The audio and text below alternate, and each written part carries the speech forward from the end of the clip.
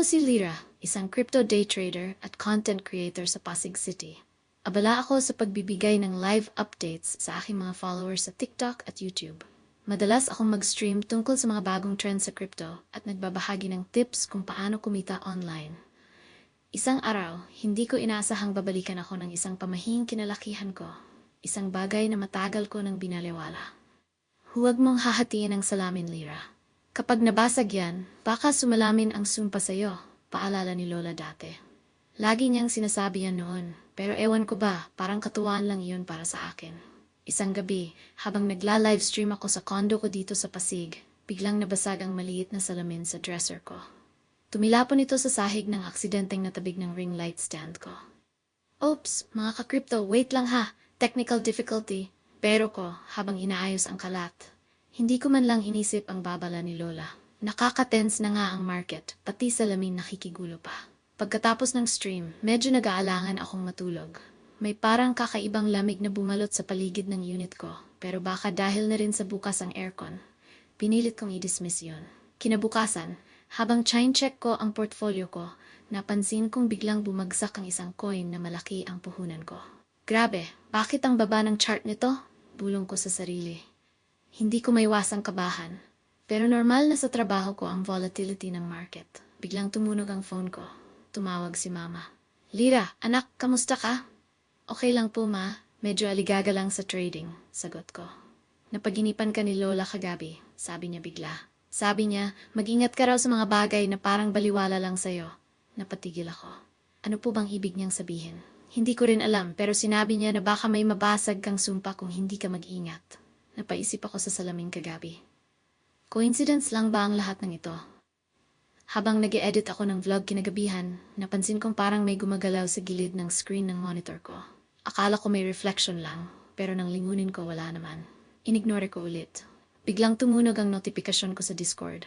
May nag-message sa akin, pero walang pangalan ng user, parang glitch. Nakalagay lang, nakikita kita, nabuksan mo na. Napatayo ako. Ano to? Scam? Hacker? Habang sinusuri ko ang message, napansin kong bumigat ang hangin sa kwarto. Tumayo ang balahibo ko sa batok. Sinara ko agad ang laptop at nagdesisyon na tawagan si Mama. Mama, may sinabi pa ba si Lola tungkol sa pamahiin? Tanong ko, nanginginig ang boses. Sabi niya, kapag nabasag ang salamin, hindi lang malasang dadating. Minsan daw, may mga kaluluwang nakatali sa mga lumang sumpa ang nabubuksan. Hindi mo dapat ito pinapabayaan. Hindi na ako nakapagpigil. Naghanap ako ng basag na salamin sa paligid. Saan ba kita tinapon kagabi? Napansin kong nakasiksik ito sa ilalim ng kama. Nang damputin ko ito, parang may narinig akong pabulong. Huwag mo nang galawin. Tumigil ang puso ko. Paglingon ko, may anino sa likod ng pintuan ng kwarto ko. Hindi tao ang hugis nito. Mahaba ang mga daliri at parang nakatingin sa akin kahit wala itong mukha. Nagdasal ako ng tahimik habang iniisip ang sinabi ni Lola. Naghanap ako ng asin sa kusina at ibinuhos sa paligid ng kwarto, gaya ng itinuro niya noon. Biglang tumigil ang bigat ng hangin, pero naramdaman kong hindi pa rin siya tuluyang nawala. Kinabukasan, pumunta ako sa bahay ni Lola sa Pasig. Kinuwento ko ang nangyari. Habang tahimik akong umiiyak, hinawakan niya ang kamay ko at sinabing, Lyra, ang salamin ay hindi lang nagre-reflect ng mukha. Kung minsan, nagiging daanan din ito nang hindi natin nakikita. Huwag kang basta-basta magwawalang bahala. Dinala niya ako sa simbahan at sinamahan akong magdasal. Pinaalala niya ang laging sinasabi niya, Anak, hindi lahat ng nakikita ng mata ay totoo, pero ang hindi mo nakikita, yun ang dapat mong pag-ingatan. Nang magbalik ako sa condo ko, sinubukan kong halalahanin ang iba pang pamahiin ni Lola na binalewala ko noon.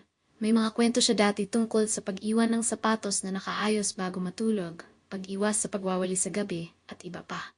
Napagtanto ko, lahat ng iyon ay babala para sa proteksyon, hindi basta panakot. Isang linggo ang lumipas, akala ko tapos na ang lahat. Pero isang gabi, habang gumagawa ako ng bagong content, nakita ko ulit ang anino. Hindi ko alam kung imagination lang yon, pero parang mas malapit na siya ngayon. Sinara ko ang laptop ko at huminga ng malalim. Naalala ko ang payo ni Lola. Ang sumpa, hindi mawawala kung hindi mo iayos ang mga nasira. Tinapon ko ang basag na salamin sa Ilog Pasig noong sumunod na araw. Kasabay noon, nagpaalay ako sa parinang simbahan malapit sa bahay. Habang nakatayo ako sa tabi ng ilog, naramdaman kong parang may nakatingin pa rin.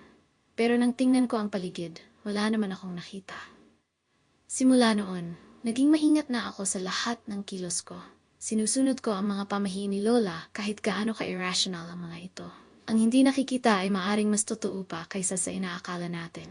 Hashtags, Pamahiin ni Lola, Scary Tagalog Story, Crypto Horror, Pasig City Mystery, Modern Pamahiin, Lessons Learned.